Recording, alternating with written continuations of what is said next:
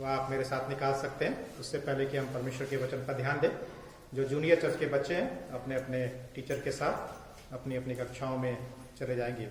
जो आज का बाइबल पाठ लिया गया है वो पाया जाता है पहला सामुएल की पुस्तक उसका 7वां अध्याय। पहला सामुएल की पुस्तक उसका 7वां अध्याय पुराने नियम की बाइबल में, पुराने नियम की पुस्तक में 336 पेज पर है। 336 पेज पर हम सब लोग परमेश्वर के वचन को आदर और सम्मान देने के लिए अपने अपने स्थानों पर खड़े हो जाएंगे। परमेश्वर के वचन में इस प्रकार से लिखा हुआ है, तब क्रियात्रीम के लोगों ने जाकर यहोवा के संदूक को उठाया और अबीनादाब के घर में जो टीले पर बना था रखा, और यहोवा के संदूक की रक्षा करने के लिए अबीनादाब के पुत्र एलियाजर को पवित्र किया। क्रियात्यारीम में संदूक को रखे हुए बहुत दिन हुए, अर्थात 20 वर्ष बीत गए, और इजराइल का सारा घराना विलाप करता हुआ यहोवा के पीछे चलने लगा। तब शमूएल ने इजराइल के सारे घराने से कहा, यदि तुम अपने पूर्ण मन से यहोवा की ओर फिरे हो तो पराये देवताओं और अस्तरोत देवियों को अपने बीच में से दूर करो और यहोवा की ओर अपना मन लगाकर केवल उसी की उपासना करो, तब वह तुम्हें पलिश्तियों के हाथ से छुड़ाएगा। तब इजराइलियों ने बाल देवताओं और अस्तरोत देवियों को दूर किया और केवल यहोवा ही की उपासना करने लगे। फिर शमूएल ने कहा, सब इजराइलियों को मिस्पा में इकट्ठा करो और मैं तुम्हारे लिए यहोवा से प्रार्थना करूंगा। तब वे मिस्पा में इकट्ठे हुए और जल भर के यहोवा के सामने उंडेल दिया और उस दिन उपवास किया और वहां कहने लगे, हमने यहोवा के विरुद्ध पाप किया है। और शमूएल ने मिस्पा में इजराइलियों का न्याय किया। जब पलिश्तियों ने सुना कि इजरायली मिस्पा में इकट्ठे हुए हैं, तब उनके सरदारों ने इजरायलियों पर चढ़ाई की। यह सुनकर इजरायली पलिश्तियों से भयभीत हुए और इजरायलियों ने शमूएल से कहा, हमारे लिए हमारे परमेश्वर यहोवा की दवाई देना ना छोड़, जिससे वह हमको पलिश्तियों के हाथ से बचाए। तब शमूएल ने एक दूध पिता मेमना ले सर्वांग होम बलि करके यहोवा को चढ़ाया, और शमूएल ने इजरायलियों के लिए यहोवा की दवाई दी और यहोवा ने उसकी सुन ली। और जिस समय शमूएल होम बलि को चढ़ा रहा था, उस समय पलिश्ती इजरायलियों के संग युद्ध करने के लिए निकट आ गए। तब उसी दिन यहोवा ने पलिश्तियों के ऊपर बादल को बड़े कड़क के साथ गरजाकर उन्हें घबरा दिया और वे पलिश्तियों से हार गए। तब इजरायली पुरुषों ने मिस्पा से निकलकर पलिश्तियों को खदेड़ा और उन्हें बेत करके नीचे तक मारते चले गए। तब शमूएल ने एक पत्थर लेकर मिस्पा और शेन के बीच में खड़ा किया और यह कहकर उसका नाम एबेनेजर रखा, यहाँ तक यहोवा ने हमारी सहायता की है। तब पलिश्ती दब गए और इजरायलियों के देश में फिर न आए, और शमूएल के जीवन भर यहोवा का हाथ पलिश्तियों के विरुद्ध बना रहा, और एक्रोन और गत तक जितने नगर पलिश्तियों ने इजरायलियों के हाथ से छीन लिए थे, वे फिर इजरायलियों के वश में आ गए, और उनका देश भी इजरायलियों ने पलिश्तियों के हाथ से छुड़ाया, और इजरायलियों और एमोरियों के बीच भी संधि हो गई। शमूएल जीवन भर इजरायलियों का न्याय करता रहा। वह प्रतिवर्ष बेतेल और गिलगाल और मिस्पा में घूम घूम कर उन सब स्थानों में इजरायलियों का न्याय करता था। तब वह रामा में, जहां उसका घर था, लौट आया और वहां भी इजरायलियों का न्याय करता था। वहां उसने यहोवा के लिए एक वेदी बनाई। आप अपने स्थानों पर बैठ सकते हैं। परमेश्वर पिता, हम धन्यवाद देते हैं आपके वचन के लिए। हम आपसे प्रार्थना और विनती करना चाहते हैं, आप प्रभु जी, परमेश्वर पिता, हमें वचन का पालन करने वाला व्यक्ति बनाए, वचन के प्रति आज्ञाकारी बनाए, वचन के प्रति विश्वास योग्य बनाए, ताकि आपका वचन हमारे जीवन में फल को ला सके, वो फल जो दिखाई दे सके, जो पहचाना जा सके। धन्यवाद करते हुए प्रार्थना को प्रभु यीशु मसीह के नाम से मांगते हैं, आमीन।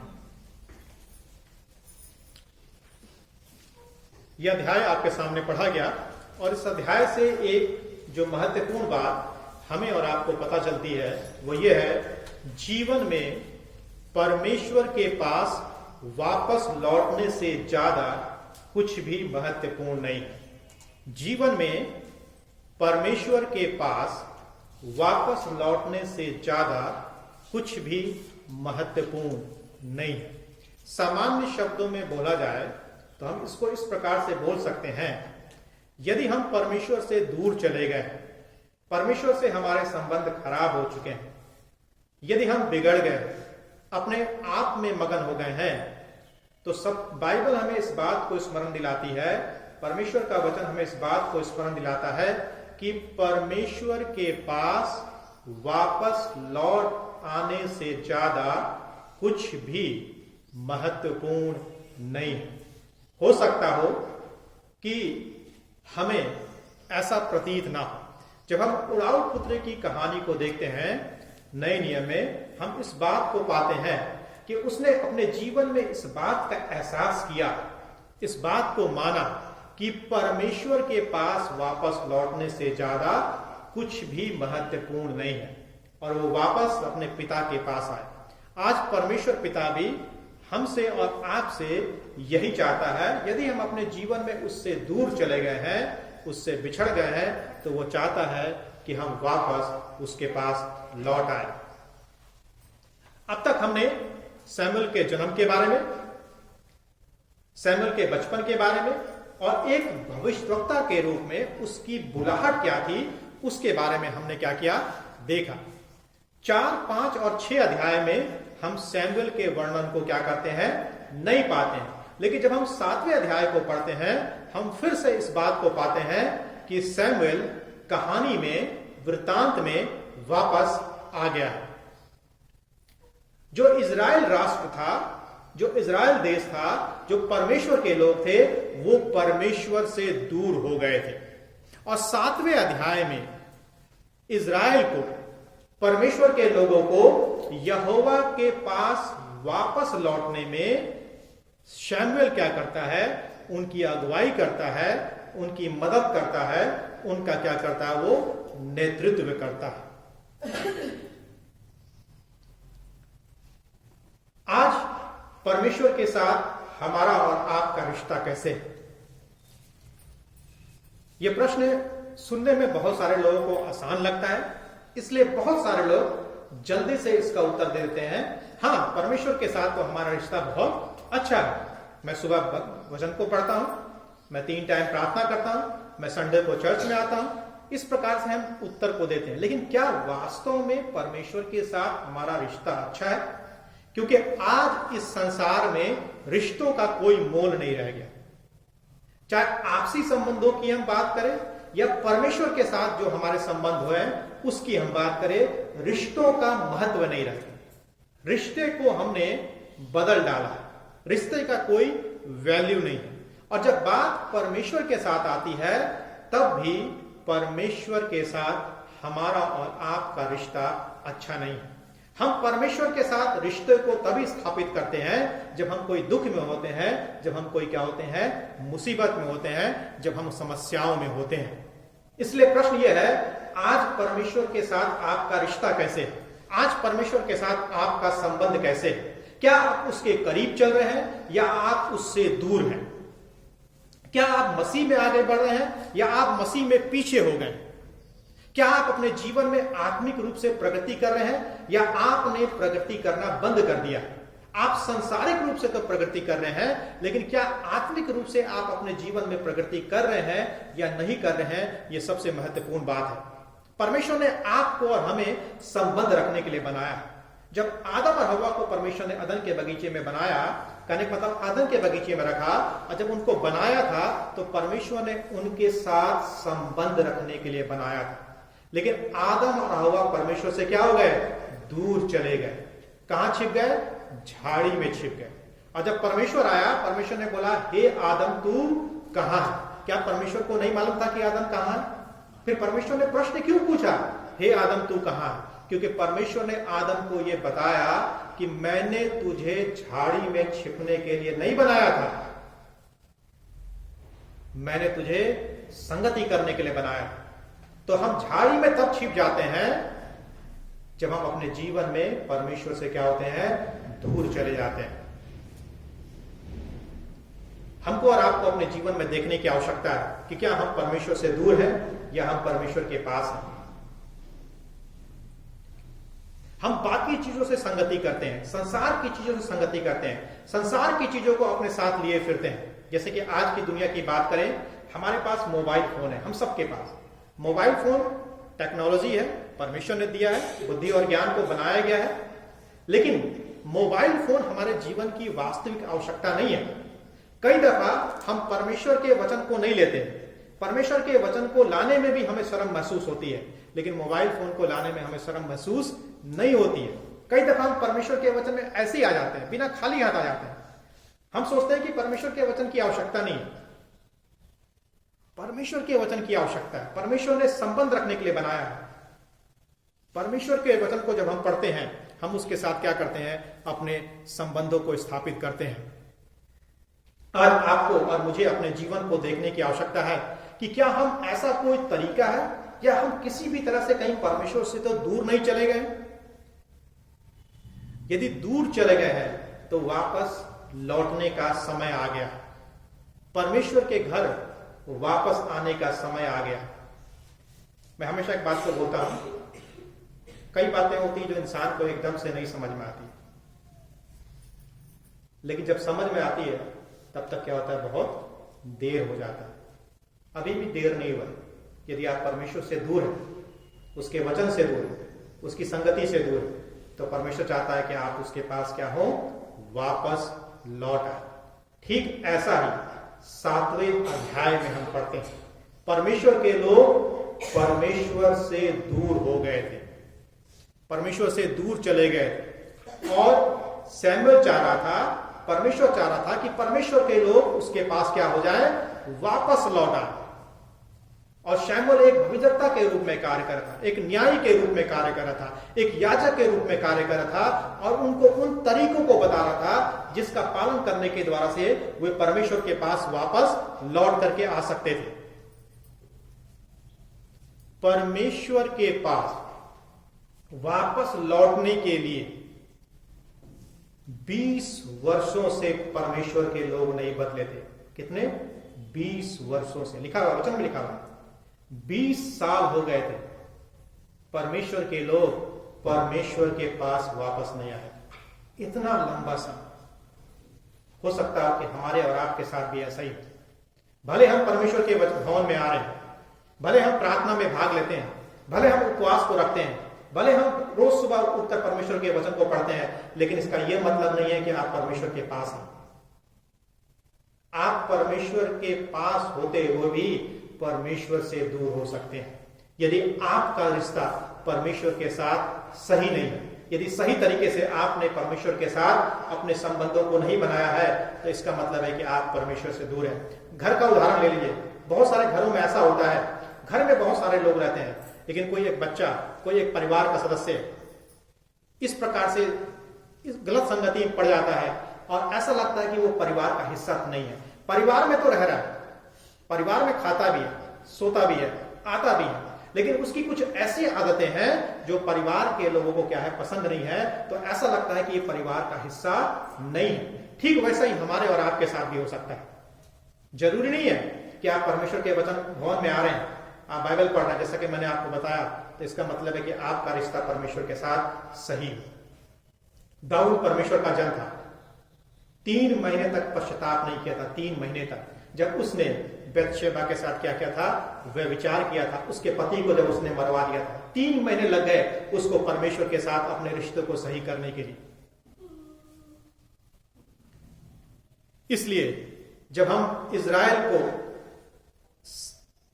सैमुएल के द्वारा दिए गए जो निर्देश थे, जब इज़राइल के लोगों ने उन निर्देशों को उठाया, उन कदमों का पालन किया, तो हम उससे सीख सकते हैं कि परमेश्वर भी यही चाहता है कि यदि हम उससे दूर चले गए हैं तो उसके पास लौट आए, क्योंकि परमेश्वर के पास वापस लौटने से ज्यादा कुछ भी महत्वपूर्ण नहीं है। पहली बात,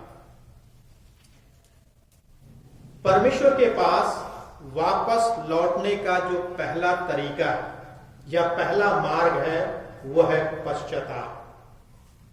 यदि आप परमेश्वर से दूर हो गए, अपने जीवन में बहुत दूर चले गए, तो उसके लौटने का भी मार्ग, और परमेश्वर के पास वापस लौटने का जो पहला मार्ग है वो क्या है? पश्चाताप। यदि आप 2 से 4 पद को पढ़ेंगे, आप इस बात को वहां पर देखने पाएंगे कि परमेश्वर के लोग जो परमेश्वर से दूर हो गए थे, जब वो परमेश्वर के पास वापस लौटने को तैयार हुए, तो पहला कदम जो उन्होंने उठाया वो था पश्चाताप। यदि आप उड़ाऊ पुत्र के जीवन को देखें, उड़ाऊ पुत्र जब अपने पिता से दूर हो गया तो उसने पहला कदम क्या उठाया? उसने पहला कदम पश्चाताप का उठाया, अपने होश में आया। लिखा हुआ वो अपने होश में आया। पश्चाताप का मतलब क्या है? अपने होश में आना। जैसा कि मैंने आपको बताया, 2 पद को यह लिखे, 20 वर्ष तक संदूक क्रियातीरीम में रहा और सब इजरायलियों ने विलाप किया और वे यहोवा को ढूंढने लगे। इजराइल और परमेश्वर के लोग और इजराइल राष्ट्र इतने लंबे समय से परमेश्वर से क्या था? दूर था। उनके विद्रोह के परिणामों में से एक परिणाम यह था कि इतने वर्षों तक वे फलस्तियों के क्या रहे? अधीन में रहे। फलस्तियों के क्या थे? वे नियंत्रण में रहे। और जब तक वे फलस्तियों के नियंत्रण में रहे तब तक वे दुखी रहे। याद रखें, यदि आप परमेश्वर से दूर होंगे आप हमेशा दुखी रहेंगे। इसको गलत सेंस में मत समझना कि यदि आप परमेश्वर के पास आ जाए तो आप सुखी रहेंगे। ठीक है? हाँ, कई दफा हम परमेश्वर के वचन को गलत तरीके से समझा देते हैं लोग।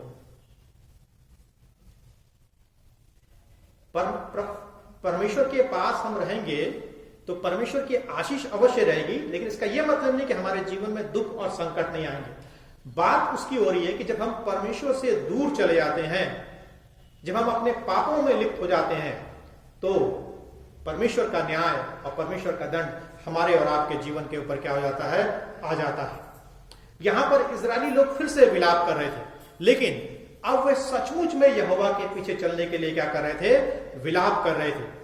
अब उन्हें इस बात का खेद नहीं था कि वे अब फलस्तियों के अधीन हैं, लेकिन उन्हें इस बात का अफसोस था कि वे परमेश्वर से क्या हो गए थे?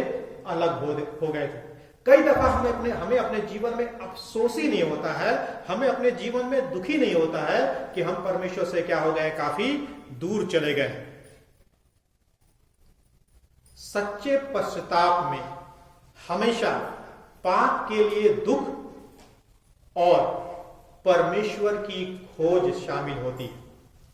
यदि आप सच्चा पश्चाताप कर रहे हैं और उस सच्चे पश्चाताप में पाप के लिए दुख नहीं है और परमेश्वर की खोज शामिल नहीं है, तो वो फिर सच्चा पश्चाताप नहीं है।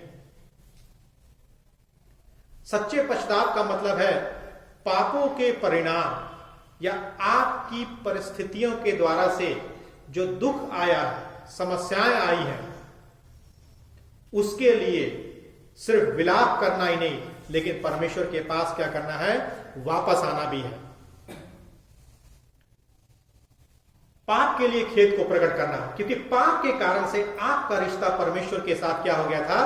प्रभावित हो गया था। इसलिए सच्चा पश्चाताप पाप के लिए शोक और परमेश्वर की खोज के साथ क्या होता है? शुरू होता है। सच्चे पश्चाताप का जो दूसरा भाग है वो है आपके जीवन में यदि कोई भी प्रतिद्वंदी है, यानी आपके जीवन में यदि कोई ऐसी बात है जो आपके जीवन में परमेश्वर को दूर रखता है, उसको अपने जीवन से क्या करना?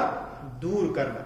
कई दफा कुछ ऐसी बातें होती हैं, कुछ ऐसी चीजें होती हैं जिनको हम अपने जीवन में रख लेते हैं, जिनको हम अपने जीवन में महत्व देते हैं परमेश्वर से ज्यादा। तो जिस भी चीज को हम अपने जीवन में परमेश्वर से ज्यादा महत्व दे रहे हैं वो एक प्रकार से परमेश्वर का प्रतिद्वंदी है, परमेश्वर का क्या है? वो शत्रु है। 3 पद में हम देखते हैं कि क्या ऐसी बात थी जिसको परमेश्वर के लोगों ने अपने जीवन में महत्व दिया था और वो चीजें परमेश्वर का शत्रु बन गई थी या परमेश्वर के प्रतिद्वंदी बन गए थे। लिखा हुआ है, तब सैमुएल ने इजराइल के सारे घराने से कहा, यदि तुम अपने पूर्ण मन से यहोवा की ओर फिरे हो तो पराये देवताओं और अस्तरोत देवियों को अपने बीच से क्या करो? दूर करो और यहोवा की ओर अपना मन लगाकर केवल उसी की उपासना करो, तब वह तुम्हें फलस्तियों के हाथ से क्या करेगा? छुड़ाएगा। तो इजरायलियों ने किस चीज को अपने जीवन में महत्व दिया था? अस्तरोत देवियों को, पराये देवताओं को। और ये सब चीजें परमेश्वर के क्या थे? प्रतिद्वंदी थे। परमेश्वर के क्या थे? शत्रु थे। सच्चे पश्चाताप का अर्थ है अपने जीवन में किसी भी प्रतिद्वंदी को या किसी भी ऐसी बात को जिसको आप परमेश्वर से ज्यादा महत्व देते हैं, उसको अपने जीवन से दूर हटाना है, दूर भगाना है। अब आपको अपने जीवन में देखना है, मुझे अपने जीवन में देखना है कि हमारे और आपके जीवन में परमेश्वर का प्रतिद्वंदी क्या है, परमेश्वर का शत्रु क्या है हमारे और आपके जीवन में, जिसको हमने अपने जीवन में अधिक महत्व दिया है। क्या हम कभी भी परमेश्वर से दूर नहीं चले जाते? क्या एक व्यक्ति जिसके अंदर में पापी स्वभाव है, जिसने प्रभु यीशु मसीह पर विश्वास कर लिया है, क्या उसके जीवन में कभी ऐसा क्षण नहीं आता है कि वो परमेश्वर से कभी दूर नहीं जा सकता? जा सकता है।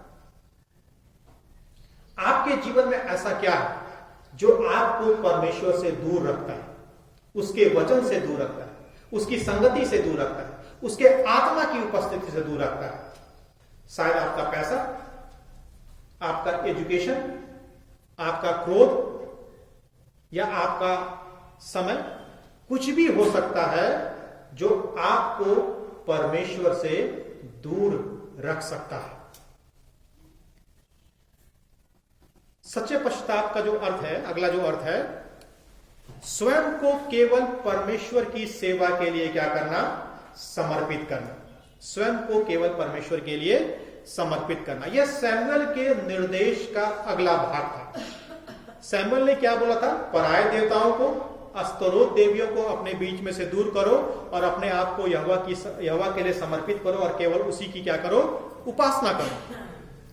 पश्चाताप ना केवल पाप से दूर हो जाना है, बल्कि यह परमेश्वर की ओर मुड़ना।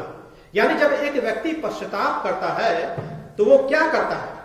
वो पाप से अपने आप को दूर कर लेता है और परमेश्वर की ओर क्या हो जाता है? वो मुड़ जाता है।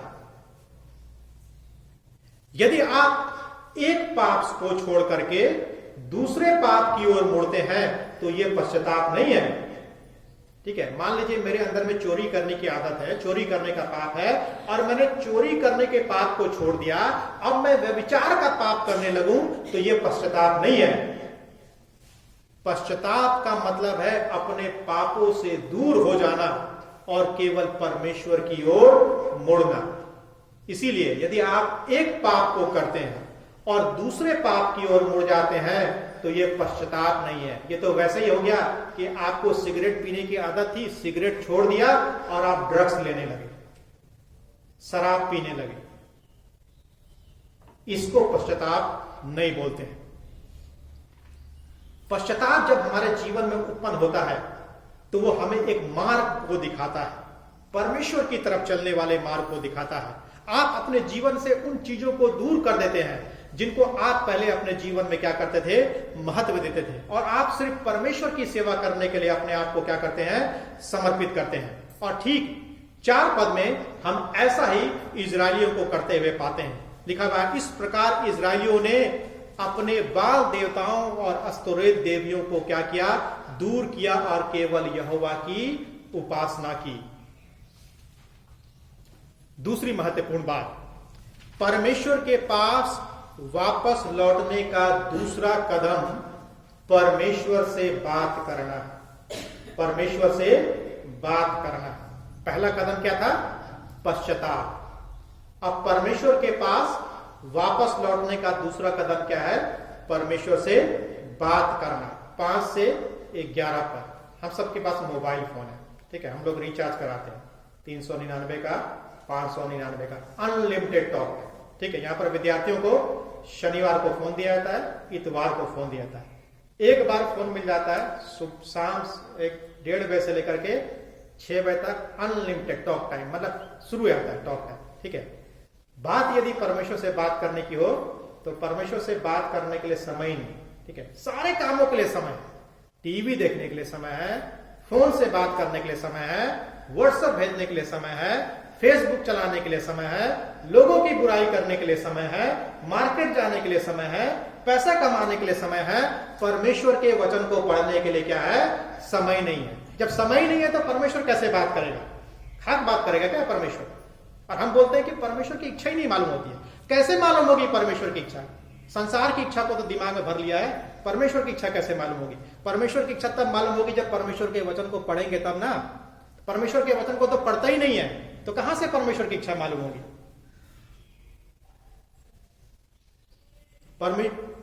परमेश्वर के पास वापस लौटने का दूसरा कदम है परमेश्वर से बात करना। क्या हम और आप परमेश्वर से बातचीत करते हैं?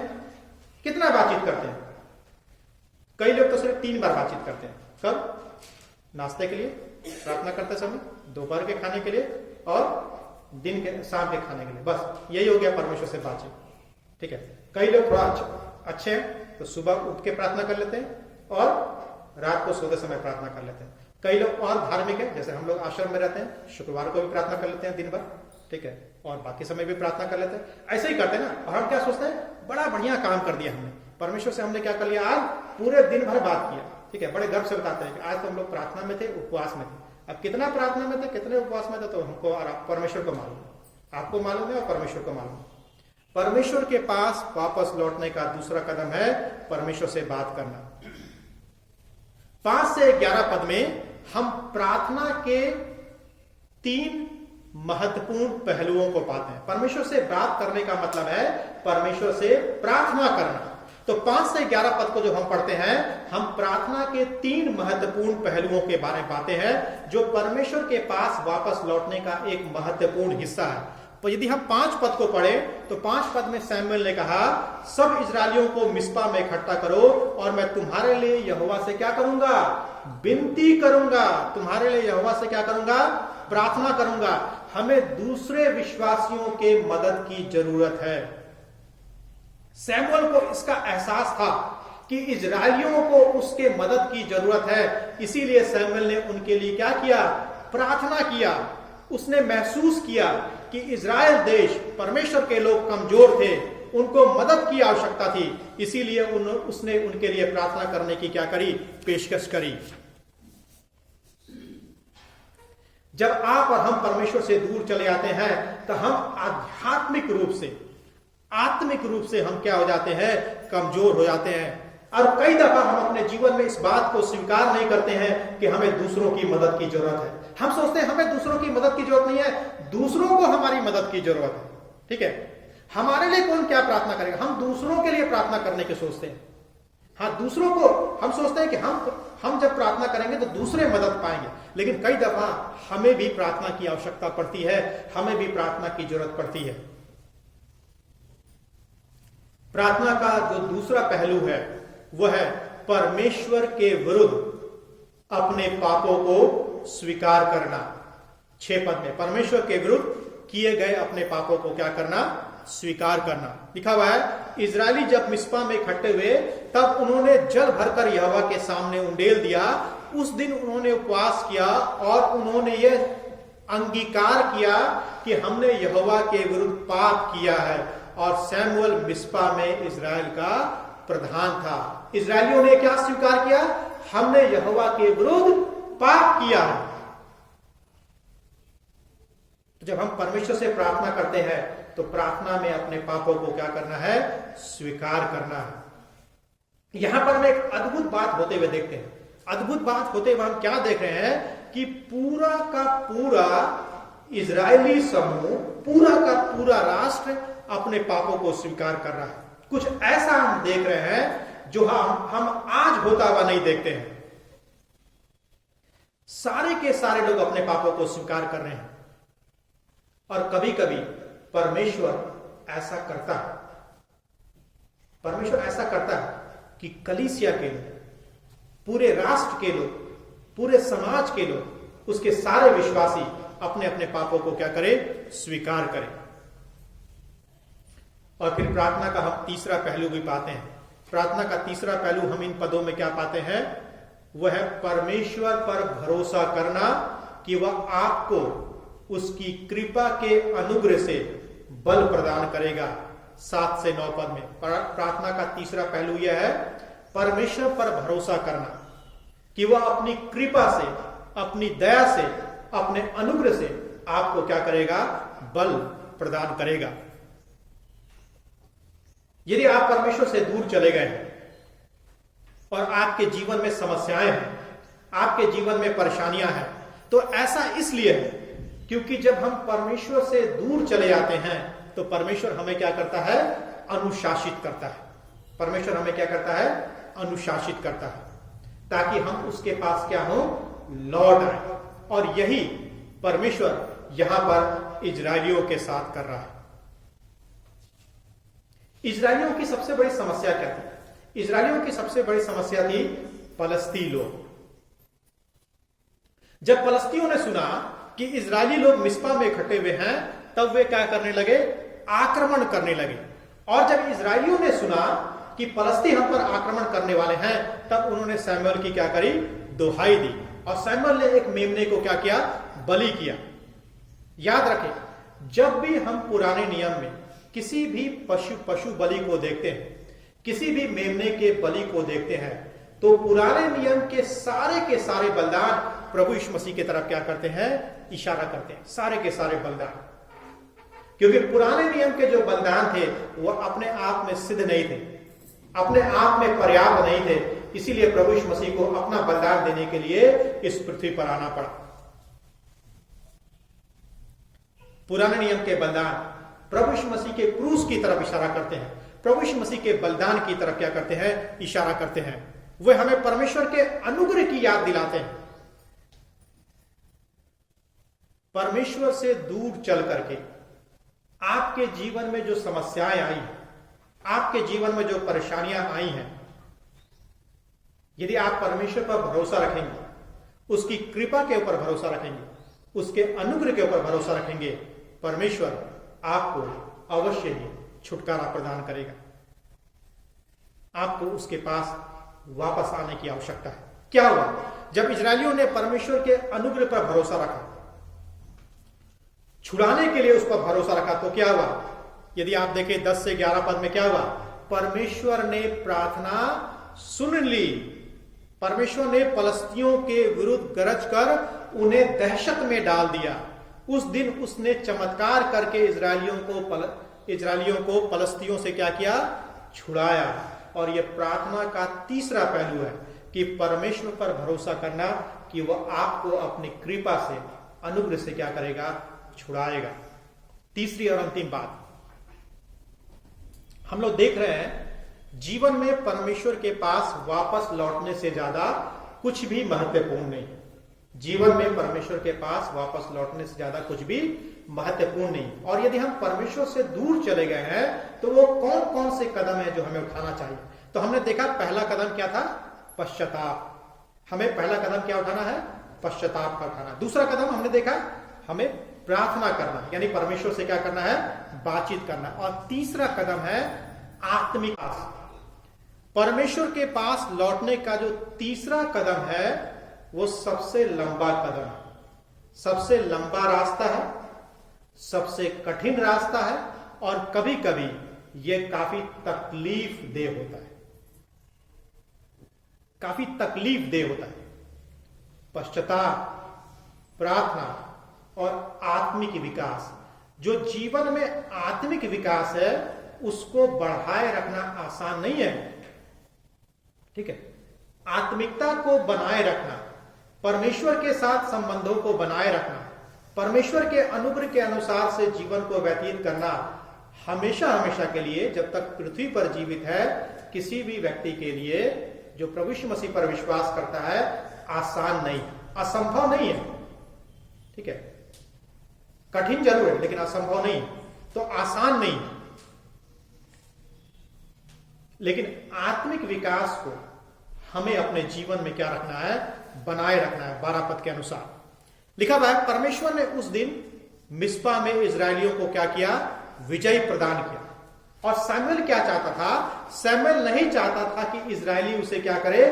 भूल जाए। इसलिए उसने एक पत्थर को लिया, उसको एक चिन्ह के रूप में खड़ा किया और यह कहते हुए उस पत्थर को स्थापित किया, यहां तक यहोवा ने हमारी क्या करी है? सहायता की है। और उसने उस पत्थर का नाम क्या रखा? एबेनेजर रखा, जिसका शाब्दिक अर्थ है मदद का पत्थर। एबेनेजर का क्या मतलब है? मदद का पत्थर। क्योंकि परमेश्वर ने क्या करा था? परमेश्वर ने इजरायलियों की क्या की थी? मदद की थी। इसलिए सैमुएल ने उस पत्थर को लिया, चिन्ह के रूप में खड़ा किया, ताकि जब भी इजरायली उस पत्थर को देखे, इस बात को स्मरण करे कि परमेश्वर ने उनकी क्या करी थी, मदद किया था। हमें भी अपने जीवन में उन चीजों को खोजने की आवश्यकता है, उन चीजों को देखने की आवश्यकता है। किन चीजों को देखने की, खोजने की आवश्यकता है? जैसे कि यहां पर पत्थर था जिसका नाम एबनेजर रखा गया था, मदद का पत्थर। क्यों रखा गया था? ताकि यदि इजरायली लोग अपने जीवन में परमेश्वर से दूर चले जाएं और जब भी उस पत्थर को देखें उनको याद आए कि इस पत्थर, परमेश्वर ने हमारी क्या करी थी, मदद करी थी, ताकि वो परमेश्वर के पास लौट के वापस आ सके। ऐसे ही चीजों को हमें अपने जीवन में खोजने की आवश्यकता है, ऐसे ही चीजों को हमें अपने जीवन में देखने की आवश्यकता है, ताकि जब हम उन चीजों को देखें, अगर हमें एहसास हो कि कहीं हम परमेश्वर से दूर तो नहीं चले गए। यदि आपने अपने जीवन में ऐसे चीजों को नहीं खोजा है, आप परमेश्वर से दूर हो जाएंगे। ऐसे चीजों को खोजें ताकि जब आप परमेश्वर से दूर हों और जब आप उन चीजों को देखें, आपको स्मरण आ सके कि आप परमेश्वर से दूर हो गए, और वह आपको वापस आने में सहायता करेगा। साथ ही साथ आपके आत्मिक विकास में भी सहायता करेगा। पत्थर को सैमुएल ने इसलिए स्थापित किया था कि यदि इजरायली लोग जब भी पत्थर को देखे, उस पत्थर को देखते हुए इस बात को स्मरण करें कि परमेश्वर ने उनकी मदद करी थी, और वो चीज उनके आत्मिक विकास में क्या करती, उनकी सहायता और क्या करती, उनकी मदद करती। मसीह आत्मिक विकास का जो दूसरा पहलू है वह है हम अपने जीवन में बदलाव को देखना शुरू करते हैं। हम अपने जीवन में बदलाव को देखना शुरू करते हैं। हमने पहली बात देखी कि मसीही आत्मिक विकास में जो पहला पहलू है वो यह है किसी ऐसी चीज को अपने जीवन में स्थापित करना जो आपको स्मरण दिलाए कि परमेश्वर ने आपकी सहायता किया था, परमेश्वर ने आपकी क्या किया था, मदद किया था, ताकि आपका आत्मिक विकास क्या होता रहे। आत्मिक विकास का दूसरा पहलू है अपने जीवन में बदलाव को देखना। 13 से 14 पद में हम क्या देखते हैं, जिन चीजों को हम देखते हैं तो उसका मतलब ये नहीं है कि जब आप परमेश्वर के पास लौटेंगे तो आपकी सभी समस्याएं अचानक से गायब हो जाएंगी। ठीक है, सभी समस्याएं अचानक से प्रभु यीशु मसीह ने अपने वचन में कहीं नहीं कहा है कि तुम मुझ पर यदि विश्वास करोगे तो तुम्हारी सारी बीमारियां दूर हो जाएंगी, तुम्हारी सारी आर्थिक समस्याएं दूर हो जाएंगी, तुम्हारी सारी समस्याओं का समाधान हो जाएगा। प्रभु यीशु मसीह ने अपने वचन में ऐसा कहीं नहीं कहा है। और आज बड़े दुख की बात है, हम जो विश्वासी लोग हैं, हम जो मसीह लोग हैं, इस बात को सिखाते हैं लोगों को कि आप प्रभु यीशु मसीह पर यदि आप ईमान लाएंगे, आपके जीवन की सारी समस्याओं का समाधान हो जाएगा। कहां लिखा हुआ समाधान हो जाएगा? आप झूठी बातों को लोगों को सिखा रहे हैं, और यदि आप झूठी बातों को लोगों को सिखाएंगे, परमेश्वर आपका क्या करेगा, न्याय करेगा। सही तरीके से परमेश्वर के वचन को सिखाना है। यदि आपको नहीं मालूम है, ना सिखाएं परमेश्वर के वचन को। यदि आपको मालूम है तभी आप परमेश्वर के वचन को सही तरीके से सिखाएं, नहीं तो परमेश्वर आपका क्या करेगा, न्याय करेगा। कभी ना बोले कि यदि आप परमेश्वर के पास लौट आएंगे तो आपके जीवन की सारी समस्याओं का समाधान हो जाएगा। नहीं, हाँ समस्याएं आएंगी, लेकिन परमेश्वर उन सारी समस्याओं के मध्य में रास्ते को निकालेगा। जब इजरायली लोग लाल समुद्र के सामने थे, पीछे फिरौन की सेना थी, एक तरफ हिंदी में बोले तो एक तरफ कुआं और दूसरी तरफ क्या थी, खाई थी। यदि वो पीछे भागते तो पीछे फिरौन की सेना थी, सामने जाते तो लाल समुद्र था जिसको पार करना क्या था, असंभव था। परमेश्वर ने क्या किया, समस्या के मध्य में से रास्ते को निकाला। लाल समुद्र को परमेश्वर ने क्या कर दिया, 2 भागों को बांट दिया। परमेश्वर ने समस्या को समाप्त नहीं किया, लेकिन समस्या के मध्य में से परमेश्वर ने क्या किया, रास्ते को निकाला। लाल समुद्र को 2 भागों में बांट दिया और इजरायली स्थल होकर क्या हो गए, पार चले गए। जीवन में समस्याएं आएंगी, जीवन में परेशानियां आएंगी, हर दिन समस्याएं आएंगी, लेकिन परमेश्वर समस्याओं के मध्य में क्या करेगा, समाधान को निकालेगा। जब तक हम इस संसार में हैं, जब तक हम इस पापी देह में हैं, जीवन में समस्याएं, परेशानियां आती रहेंगी। किसी को ना बोले कि समस्याओं का समाधान हो जाएगा। पौलुस ने भी 3 बार परमेश्वर से प्रार्थना किया था, कांटा चुभाया गया था। क्या परमेश्वर ने उसकी समस्या का समाधान कर दिया? परमेश्वर ने क्या बोला, मेरा अनुग्रह तेरे लिए क्या है, काफी है।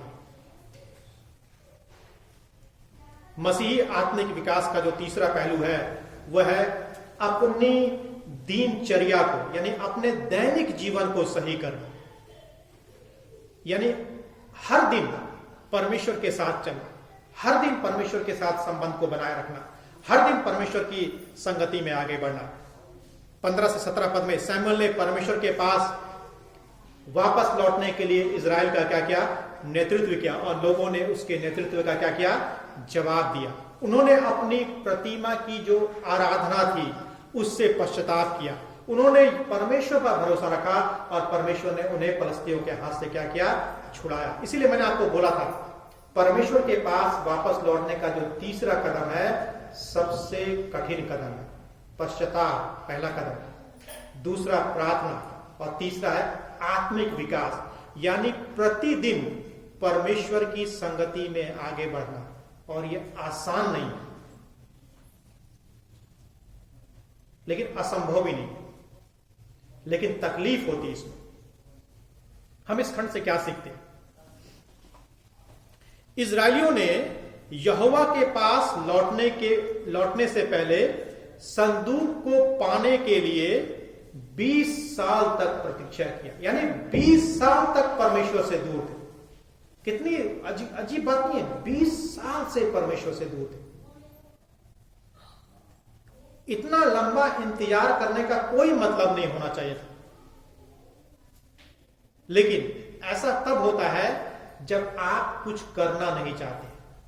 तो जब आप कुछ करना नहीं चाहते हैं, जब आप बदलना नहीं चाहते हैं, जब आप पश्चाताप नहीं करना चाहते हैं, जब आप आत्मिक प्रगति नहीं करना चाहते हैं, जब आप प्रार्थना नहीं करना चाहते हैं, तो आप सिर्फ परमेश्वर से दूर होंगे और कुछ नहीं। प्रश्न ये होता है, क्या आप परमेश्वर से दूर हो गए हैं?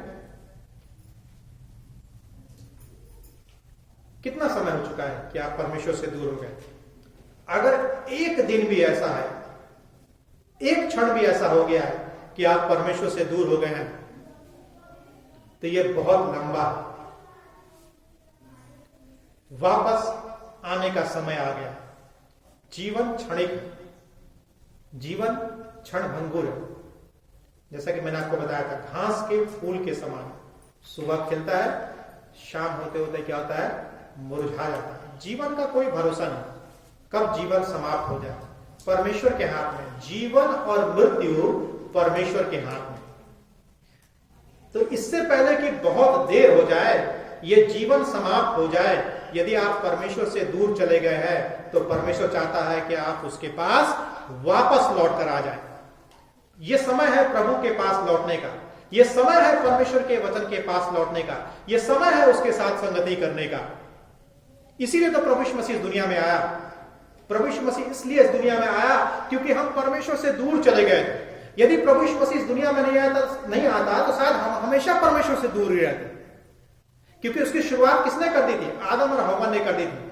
आदम हव्वा ने जब पाप किया तो सबसे वो पहला दिन था जब वो परमेश्वर से दूर थे, झाड़ियों में जाकर छिप गए थे। उससे पहले कहीं नहीं लिखा हुआ है कि वो झाड़ियों में छिपे थे, हर दिन परमेश्वर के साथ मिलते थे।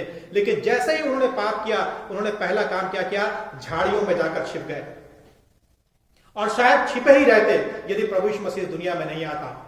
हम और आप भी हमेशा दूर ही रहते परमेश्वर से यदि प्रभु यीशु मसीह दुनिया में नहीं आता। आज हम और आप प्रभु यीशु मसीह के पास इसलिए वापस आ गए हैं क्योंकि प्रभु यीशु मसीह इस दुनिया में आया, हमें और आपको अपना बनाने के लिए आया, परमेश्वर के पुत्र पुत्रियां बनाने के लिए इस दुनिया में आया। समय आ गया है कि हम परमेश्वर के पास वापस लौट करके आ जाएं। प्रभु यीशु मसीह तो आया, प्रभु यीशु मसीह चला गया, लेकिन क्या हम और आप प्रभु यीशु मसीह के पास वापस लौटने के लिए तैयार हैं? 3 बातों को हमेशा याद रखें। यदि आप परमेश्वर से दूर हो गए, परमेश्वर के पास वापस आ सकते हैं 3 कार्यों को करने के द्वारा से: पश्चाताप, प्रार्थना, और तीसरा है आत्मिक विकास। परमेश्वर पिता, धन्यवाद देते हैं आपका इस समय के लिए। धन्यवाद करते हैं परमेश्वर पिता कि एक समय था कि हम आपसे दूर हो गए थे, आपसे काफी दूर चले गए थे, लेकिन हम धन्यवाद करते हैं प्रभु यीशु ख्रीष्ट का, आपके इकलौते पुत्र का, जिसके द्वारा से प्रभु जी हम आपके पास वापस आने का हम धन्यवाद करते हैं आपका कि हम आपके पास वापस आ गए। हम परमेश्वर पिता कि यदि जीवन में कभी भी ऐसा समय आता है कि हम आपसे दूर हो, हम 3 बातों को स्मरण कर सके, हम पश्चाताप करने वाले हो सके, आपसे बातचीत करने वाले हो सके और अपने जीवन में उन चीजों को देखने वाले हो सके जो हमें प्रेरित कर सके आपके पास वापस आने के लिए, आपके पास लौटने के लिए। आप हम सबकी सहायता करें, मदद करें। प्रार्थना को प्रभु यीशु मसीह के नाम से मांगते हैं, आमीन।